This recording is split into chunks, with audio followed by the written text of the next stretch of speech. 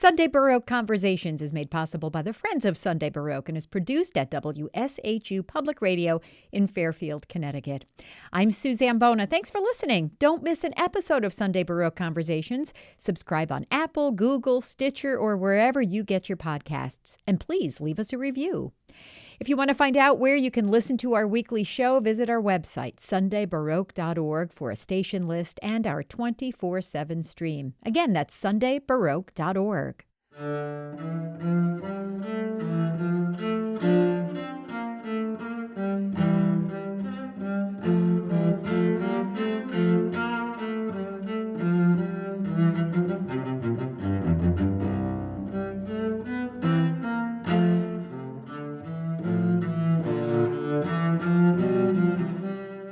Cellist Khari Joyner is an award-winning musician. He's receiving critical acclaim for his artistry. He's not only a performer, the Juilliard graduate is also a teacher, and very much involved in social causes. Khari Joyner joins me via Zoom to discuss his wonderful and broad-reaching career. Hi, welcome. Thank you for having me. Welcome. So you started on the cello at the age of 8. Was that your first instrument? Yes, the cello was really my first instrument. I started actually from being inspired by my two older brothers who are violinists and were actually already playing violin in the Suzuki method. And so it was like really not too much long after hearing them and watching them and kind of being inspired sort of with music in the home that I decided to pick up an instrument of my own, which ended up being different from the violins in range and size and everything. And so that's how I really came upon the cello. With help in the direction of my parents as well in that regard. So are your parents also musicians? So my dad was a musician. He was a percussionist actually when he was a lot younger and did play pretty regularly, kind of balancing that on the side with sort of a full-time job. And my mom used to play when she was a lot younger. She played wind instruments like throughout school, and both my parents always loved music. And so because they couldn't really do it sort of as a career and profession, I think they wanted to sort of start it out as an activity and thing for their children to do. And so that's kind of how we sort of really got started. But it was always an important value in our household and to my parents even before starting my brothers and I in it. And how interesting. So dad was a percussionist and mom played wind instruments, and all of you play string instruments. Yes, yeah. That definitely ended up being a funny sort of a situation, just sort of circumstance that happened like that. Yeah. So do you remember, was there some method to your madness that you chose something different from your older two brothers? Was that intentional on your part? I think it was partially intentional and actually a little bit also just naturally gravitating to the sound of the cello. I always loved when I was younger, like sometimes when I would go watch my brother's lessons with my parents, or when I would just sort of be in the building that they would have lessons in, there would be a lot of different instruments, string instruments and other instruments as well, wind, brass. But there was something about the cello that I think really was cool to me, and I loved the way it looked, but also the huge range and register it had. So I think it was partially that, but also just this kind of desire to sort of be different and to kind of be this kind of radical in terms of that regard for instrument and everything. Yeah. Now, you and your brothers play together. I know that you've played for some very prominent people like Coretta Scott King. Yes. I'd love for you to talk about that. That's pretty exciting. Yeah, absolutely. Yeah. So when we were growing up, so my family's actually from Maryland, but sort of when we moved to Atlanta, Georgia, which is where I really grew up and where my brothers and I sort of continued our musical journey to the sort of higher sort of next stages, we were really exposed to a lot of wonderful opportunities, both through a lot of community orchestras, most notably the Atlanta Symphony Orchestra and a lot of their educational programs that we were a part of. And so through a lot of these programs, there were a lot of opportunities that arose for us to perform at different venues across the city. And we very quickly really progressed in terms of our skills and in terms of working together as sort of a chamber ensemble, sort of family ensemble. And so through this exposure to a lot of different people that we played for and opportunities, we were actually asked to perform at a kickoff event at the Martin Luther King Jr. Center. And this was actually an opening kickoff celebration many years ago when they had just renovated the center and did a lot of work there, and kind of building a lot of programs and just kind of having a lot of artifacts and information. And so Coretta Scott King actually was at that event, and we didn't know till shortly before, actually. And so it was such an honor and privilege to be able to perform for just such a monumental and just absolutely incredible historical figure, and having had the opportunity to meet her and talk to her, and for my family to sort of get a chance to meet her was just such an honor and a really beautiful experience. And she really really loved our music, and being a musician herself, having been a musician herself, I think was just so inspiring for all of us to see and to witness. So it was definitely a really amazing event. Wow, what a once in a lifetime experience. Yes. Yes, absolutely. And sort of there, it actually led to other opportunities even thereafter, getting a chance to perform at other notable events. We opened for some various different ensembles throughout the Atlanta area. Like, we were part of an event that was part of a fundraiser for Bruce Hornsby, many other notable figures in the Atlanta area, especially in the civil, that were also active in the civil rights movement, such as Jesse Hill, Ambassador Andrew Young, and a lot of other people sort of throughout the city. And that kind of led to a lot of other performances and opportunities that we were able to really embark on, which were just really exciting. Right. And speaking of important historical figures, you also played for Hank Aaron's birthday party? Yes, that was really, really exciting. And actually, how that came about was I when I was in middle school, actually, I applied for, I was actually encouraged to apply both from my private teacher and some other music educators through the symphony and programs that I was in, to a scholarship. I was encouraged to apply for a scholarship that Hank Aaron had really found with his wife, Billie Aaron, called the Chasing the Dream Foundation Scholarship. And so this was able to be basically a scholarship that provided different opportunities, both some financial resources, but also just kind of opportunities to take one's craft or whatever they were doing and kind of excel even further, and really help support them. And so they've been one of the Aaron family has been one of my longtime supporters, even up until recently with his passing. But we had the opportunity to perform at many different celebrations, including his birthday celebrations, where we also met other esteemed and notable figures throughout the Atlanta sort of civil rights movement, but even in the legacy of Hank Aaron in the sports arena. So that was absolutely incredible event as well. And just such a amazing, he's just such a role model, always has been, for me, and just his whole life story is incredible. Yeah. So as a musician, who are some of your other role models? Maybe teachers. They don't have to be famous people, but who are some of the people who have really inspired and mentored you and taught you? So really, definitely all of my private teachers. So growing up, my first teacher, Bonnie Cohan, my second teacher, Martha Grashevsky in the Atlanta area, as well as Joel Krosnick, who I studied with at Juilliard. And there have been many other people that I've always looked up to, including Yo-Yo Ma. I've always loved listening to old recordings of cellists, and actually even other musicians. It's like Perlman for violin, Jesse Norman and Leontine Price in the vocal area, and really actually a whole consort of musicians even across genre. I've always been inspired sort of seeing a wide variety of these figures really excelling at their craft, and just the kind of artistry that they bring also to music is really inspiring, because it allows me to kind of see just how much of the human experience, but also how much art can really just be created by one individual, and just what they can do with that art to transform their culture or just multiple cultures, and really create a fusion of how music is so related and intertwined to just the social and political movements, or kind of just any society and inner workings of a society. Just the real symbiotic nature of that, I think, is just so powerful. And so all of these figures have been so inspiring to me, and really allowed me to keep figuring out why I do what I do and what the meaning behind my art and craft is.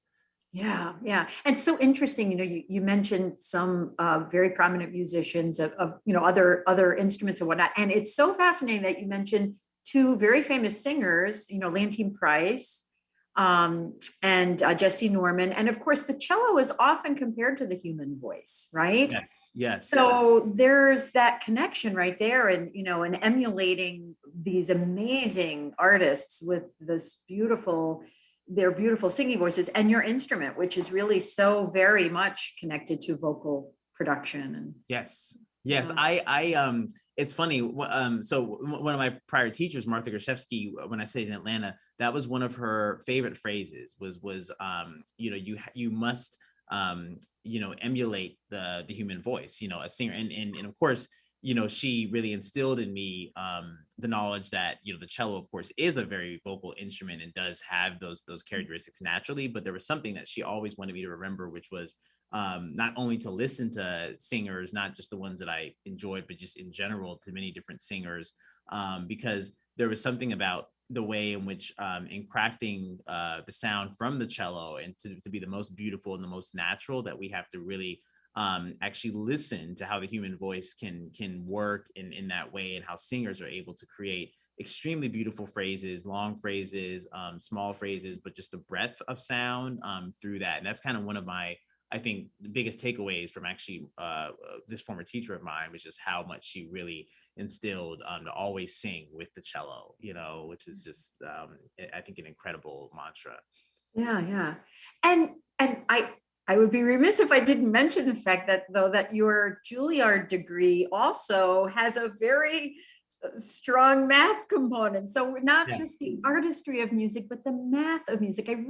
Would you talk, and in layman's terms, would you talk a little bit about that? Sure. Yeah. Well, music, well, first of all, in my upbringing and background, the mathematics and really just the entire STEM field, one would say, of science, technology, and engineering, has always really been a big part and value in my family. Actually, kind of naturally, both my parents, sort of outside of their sort of more musical sort of hobbies, they were actually professionally scientists or in the science field. My mom as a chemist, an organic chemist, and my dad working in the chemistry field as well. And so I always had an inclination for, when I was younger, mathematics in school. I just loved the subject. I loved just kind of numbers and computing, and just kind of, it really gave me this, I think the analytical side of me really just enjoyed always that subject as a field. And then as I got older, and then when I started my undergraduate degree, even right before I started my undergraduate degree,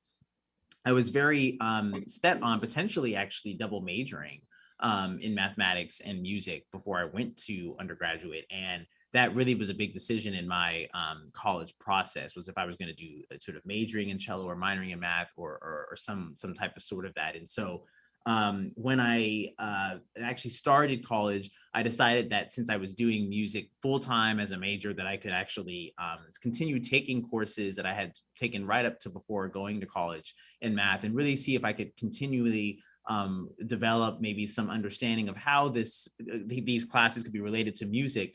And so it actually wasn't until really my doctorate where I was able to really make a synthesis of seeing music and math really combine into an analytical approach. And so I wrote this dissertation on the history of the relationship of music and math, and how composers and theorists use mathematics, say, in music, to be able to not only compose works, but to understand a lot of, harmony and the structure of music and how it's formed. And I realized, wow, there's so many different types of interesting things that can really be related to how a student, for example, can analyze a score or practice their part, or how they can hear tuning. And so all these different things really, really combine to just, I think, a beautiful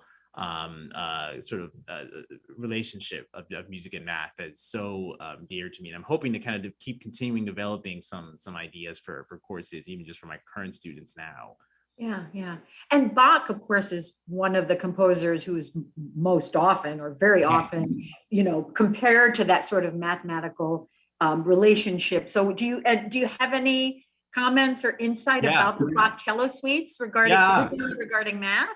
Yeah, I think, there is so much one can look at on one hand, because the Bach cello suites are so rich with so much music in terms of the shaping of the phrases, and how Bach is able to create really beautiful moments in music through things that can seem very simple, like scales or a cadence. But then when one actually examines further, they actually find actually there's some formulaic like tendencies or things that seem to be created from a formula, maybe a certain number of bars or measures here that add up to actually create, one moment or one spot that is just absolutely incredible or breathtaking, or a climactic moment in music. And so I think that whether or not he was doing it consciously in composing, whether Bach was thinking about these mathematical principles, isn't necessarily as important as just what one can actually feel as a listener, and what maybe one can understand when they realize, wait a minute, there's something actually that is so beautiful about both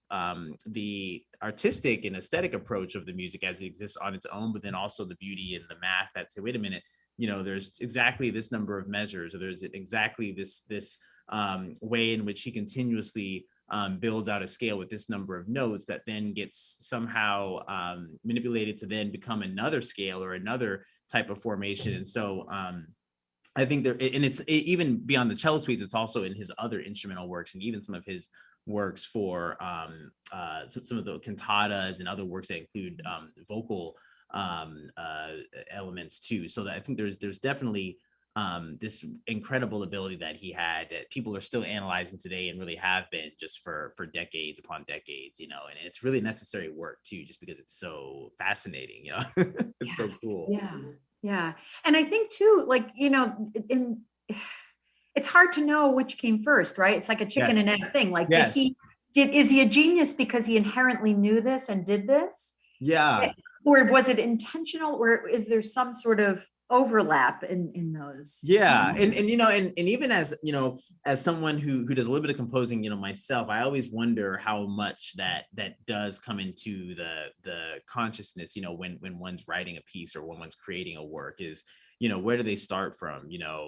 Is it kind of one simple idea? I mean, for Bach, part of his job in growing up, was to write transcriptions, when he was in the church, or for him to be able to kind of essentially as an organist and really have a job performing to sort of, write certain pieces that were for a purpose, but also the pieces that weren't necessarily for a job purpose, that were for his own purpose. It is a question of, how much how much did he decide to really kind of create this from just the heart completely and just from his own mind, or if there was an actual kind of formula or real sort of, which we do know, especially later on in certain composers in the 20th century or even later in the late 19th century, kind of were actually very much methodical and actual structure purpose. So it's very interesting, and I think it's worth always exploring that concept, just because there's so many ideas, Mm-hmm. Mm-hmm.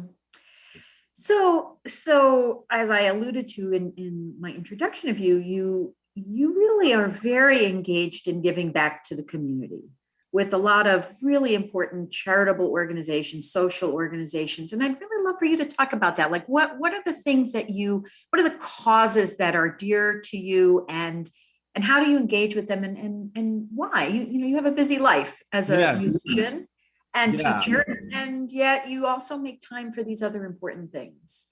Yeah, well, I believe, and this is part of kind of ingrained in sort of my own background and just kind of my family history. I always believe that there is, in any sort of social movement or cause, even if it's not a movement, but just an actual cause or sort of social topic, that art is sort of one of the things that could really be at the forefront, or just in terms of really making the pushing, this idea of thought and really important political causes. I mean, even if we think back to the Harlem Renaissance or other movements, both current and even prior, there's always an artistic either cohort of individuals or just artistic element that is present to kind of help move that forward. And so for me, my family, having been, most of my family's in the Baltimore, DC area, and my grandmother, for example, was very active in the 1960s and 70s and prior, sort of in helping with education and really serving, in terms of city council, mayor's task force, and really bringing some educational reform to school. But she also believed that art was an important thing to have in schools and to really, so that was kind of, even when I was very young, I was always, she always reminded me of that, and always, and my parents as well, always, also always serving the community. And so for me, I always took it upon myself to say, in any given, year, aside from the actual traditional concerts in halls or churches or venues that would be normally a conventional venue to perform a concert, to also try performing in unconventional venues. So I would, even when I was in Atlanta and in New York, serving different causes, such as performing in transitional homes for foster children, or performing in, there were a lot of homes that for homeless youth, particularly LGBTQ homeless youth, or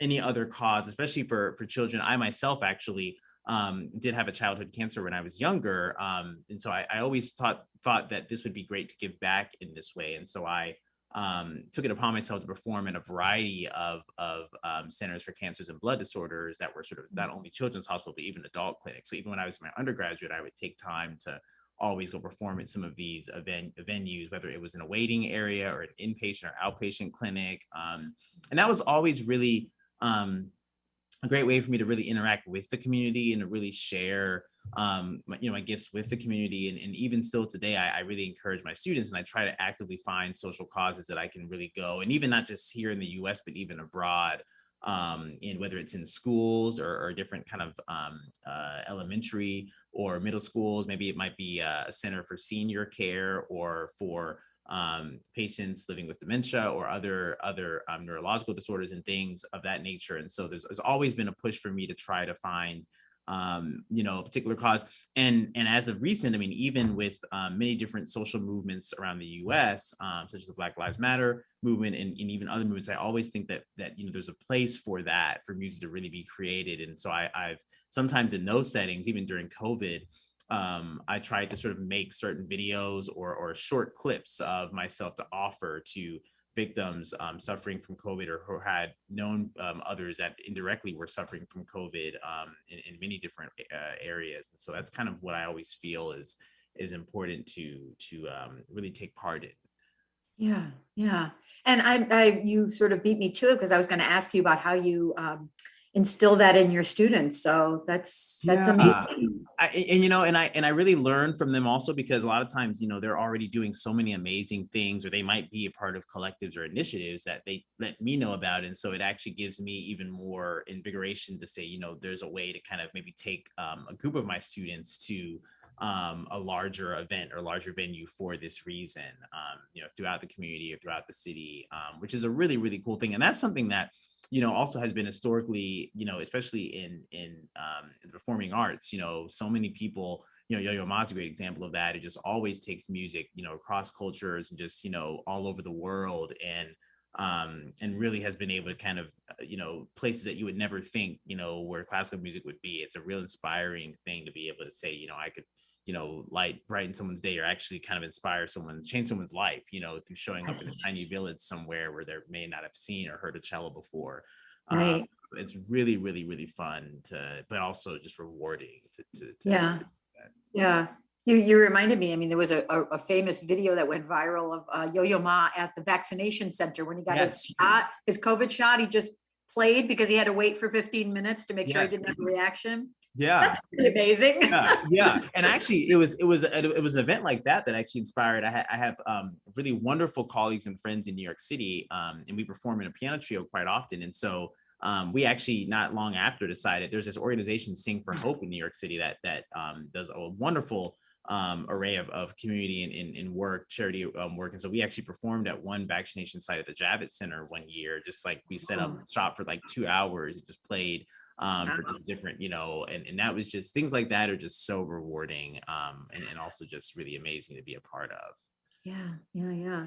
So let's talk a little bit about your CD, Cello Commotion. Yes. So you've got some Bach on it, but I want to know how you chose all of the music on it. Let's talk about the music on it. Yeah. So the inspiration from this album really came from my wanting to really show the world and really kind of, for me to actually become even more in depth with the history of the cello as a solo instrument. So often, we know of it as a, orchestral. I mean, it's very versatile as an orchestral instrument, a chamber music instrument, but there's so many capabilities that it has as an instrument that can just be performed by itself. And so I really wanted to show that even the name cello commotion sort of is like a portmanteau word of cello and locomotion, the idea of carrying the cello through history and through time from very, very early, from its very early beginnings, you know, in the 16th, late 16th, early 17th century, till the present day. And so I really sought to look for works that were very, very early, almost late Renaissance, early Baroque works, which includes a Gabrieli Ricercard movement a piece that I played on there, as well as several other works that kind of really chronologically go sort of through time, you know, including Bach, a transcription of the Bach Chaconne that I made, as that's one of my favorite solo pieces from Bach, having heard my brothers perform that on violin when I was much younger, always in the house and in the home.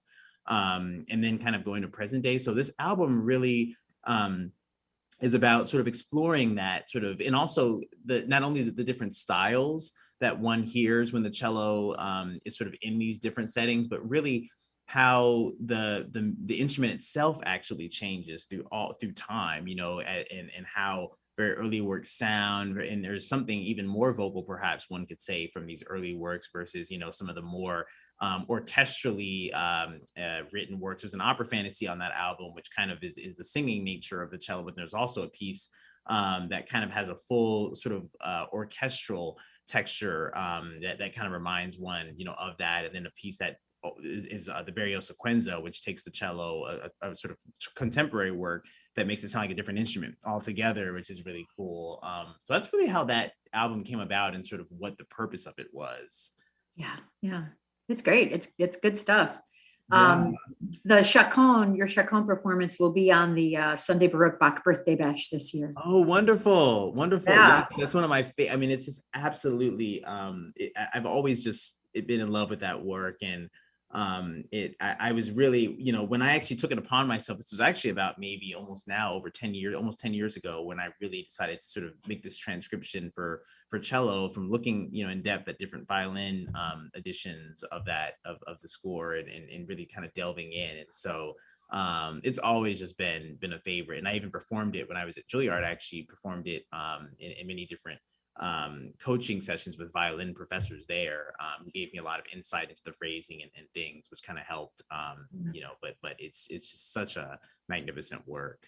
Yeah. And there's Bach and math once again, right? Yes. Yeah, exactly. Yep. And so much of that. And even in the there's a work, because I did actually a lecture recital that kind of, one of the works sort of as a part of the CD is this work that I wrote, actually called Evanescent. I wrote two works on the album, but one actually deals with spectral music. And spectral music really is about the sort of timbres and different kind of, that's a very mathematical in physics approach to cello in music, because it really demonstrates the kind of sounds you can get in the higher spectra of sound, and the harmonics and different partials in the overtone series. And so that was a real application there, I guess one could say, of math and music, but so it was definitely intertwined as part of even as sometimes by accident, sometimes on purpose. So yeah. So you have, my goodness, you have so many interests and enthusiasm for so many different things. But what like in this moment, what are you most passionate about? What kind of plans are you cooking in your brain? Or maybe on your planner, like, what's next for you? What kind of exciting things can we expect from you? A lot of really, really cool collaborations. One thing I've always loved, in combination of some of the things we spoke about is really the amazing quality that one can find when you sort of look at interdisciplinary aspects of art. And so I love collaborating with dancers. I love collaborating with actors and theater and drama. And so most recently, I actually did this exciting collaboration with the Atlanta Ballet when I was approached from the artistic director and a choreographer for using and extending one of my works that I had written, on cello commotion, and sort of seeing this kind of really grow and realized into a full-scale ballet. And we successfully were able to do that with this beautiful story with 8 dancers and called Inherited, that by Anderson Sosa, which kind of featured this. It was really an homage work to his mother who had passed, but it's a beautiful work, and things like that. Or and I'm hoping to actually continue working on some ideas of working with in the near future, and even longer term than that, of really creating another work with either ballet or even with theater, and really trying to, and sometimes even if in the realm of like I've done some things in the past for like short films, and trying to work with really, really great colleagues of mine who are in the entertainment industry for writing for film or short things. So those are some things I'm hoping to do. I'm also excited for more performances at various venues, conferences, and maybe even in taking my students on more journeys through performing together. We really kind of at the University of Baldwin Wallace Conservatory, where I teach at. It's such an inspiring institution. There's so much great art that's there, and so I'm trying to really kind of build a cello choir here of just constant activities for a cello ensemble. And we have a weekly or a bi-weekly cello ensemble and technique class we do anyway. And so we're trying to kind of expand that and go perform places. And also just in terms of just personal life, traveling more, sometimes for music reasons, sometimes other times just for myself, to kind of see more of the world, and be able to hopefully really kind of relish in my other hobbies. I love chess. It's a big hobby of mine, playing chess. I love automobiles and cars. So sometimes I love kind of attending car meets or car shows, and traveling to see that, and just also hiking and many other just fun. I love animals too. So hopefully I'll get a dog soon. I don't have one yet currently. I'm hoping to get one soon here, in Ohio. But so a lot of really, really great things I'm hoping to see soon. Yeah. You're gonna get that COVID dog, right? Yeah. Right. I mean, absolutely. Well, I have been speaking on Zoom with award-winning cellist, mathematician, chess enthusiast, animal lover, and so many other things, Khari Joyner, a Juilliard graduate whose debut album is Cello Commotion. Thank you so much. What a pleasure to speak with you. Thank you so much. It's been a pleasure, and I really appreciate it. Really, really wonderful to speak with you.